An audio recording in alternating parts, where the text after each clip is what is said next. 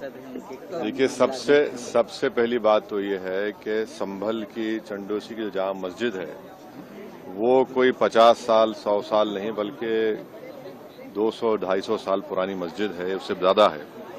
वहां पर कोर्ट की तरफ से बगैर मस्जिद के जिम्मेदारों को कमेटी को सुने उन्होंने एक एक्स पार्टी ऑर्डर पास कर दिया, वो गलत है। दूसरा ये है कि एक बार तो आपने गलत ऑर्डर दिया, सर्वे हो गया, दूसरा सर्वे जब किया आपने किसी को इत्तला नहीं दी। तीसरी बात यह है कि पुलिस का ये काम था कि मस्जिद कमेटी को कॉन्फिडेंस में लेते या वहां की पीस कमेटी को। चौथी बात यह है कि जो सर्वे करने लोग आ रहे हैं वो प्रोवोकेटिव स्लोगन्स लगा कर आ रहे हैं, वो वीडियो उसका है, पब्लिक डोमेन में है। और उसके बाद जो वहां पर वायलेंस हुआ जिसमें 3 मुसलमानों को गोली लगी, उनकी मौत हुई, हम इसका कंडेम करते हैं। ये फायरिंग नहीं बल्कि मर्डर है। और जब से बाबरी मस्जिद राम मंदिर का जजमेंट आया, जिस बात को मैं पर्टिकुलरली कह रहा हूं कि उस जजमेंट के बाद ये सब चीजें खुलेंगी और एक के बाद एक खुल रही हैं। एएसआई प्रोटेक्टेड मॉन्यूमेंट सब बातें कर रहे हैं, क्या एएसआई के कानून में नहीं है कि आप उसका रिलीजियस नेचर चेंज नहीं, कैरेक्टर चेंज नहीं कर सकते? किस बुनियाद पे कर रहे हैं ये? और आप किस बुनियाद पर अपने फेथ को दूसरों पे थोपेंगे? भाई, कानून कोई चीज है ही नहीं है। जिस दिन कोर्ट में सुनवाई होती है उसी दिन ऑर्डर हो जाता है, उस दिन सर्वे भी हो जाता है। ये तो 1948 में ऐसे ही हुआ था बाबरी मस्जिद में। तो ये जो फायरिंग हुई है ये फायरिंग नहीं है, मर्डर है।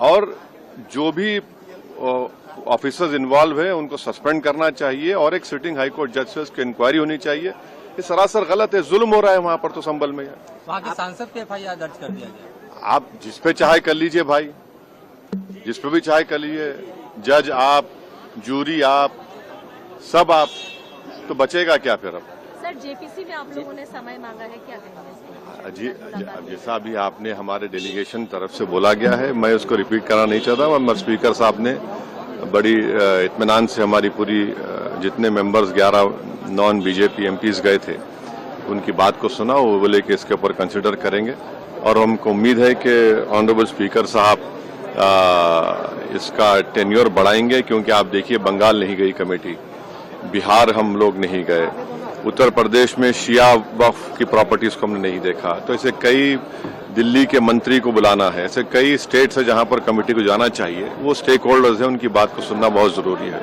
सर, वक्फ बोर्ड अमेंडमेंट बिल को लेकर आप क्या सोचते हैं? क्योंकि लगातार सरकार की तरफ से यही कहा गया कि जो मुस्लिम जनता है उनके हित में है, मुसलमान जो है उनकी। अभी ये कानून बना नहीं, आप देख लिए संभल में क्या हो गया है।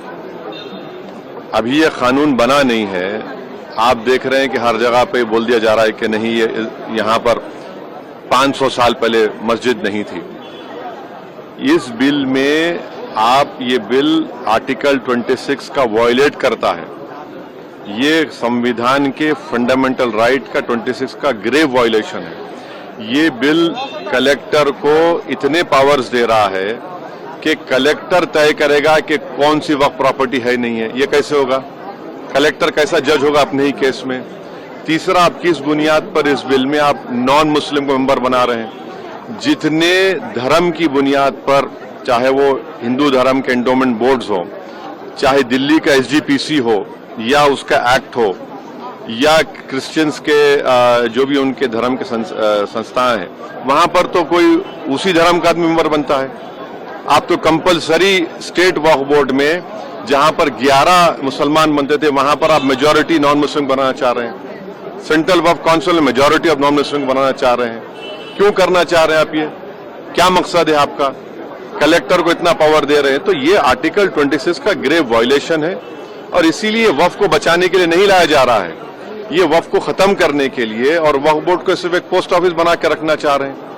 तो जो वक्फ की प्रॉपर्टी है वो गवर्नमेंट की दी भी नहीं है, इसको मुसलमानों की गाड़े खून की कमाई है, तो आप उसको छीनना चाह रहे हैं। और उतना ही मकसद है सरकार का। आप देख रहे हैं संभल में क्या, और ऐसे ही और वाकयात होते रहेंगे।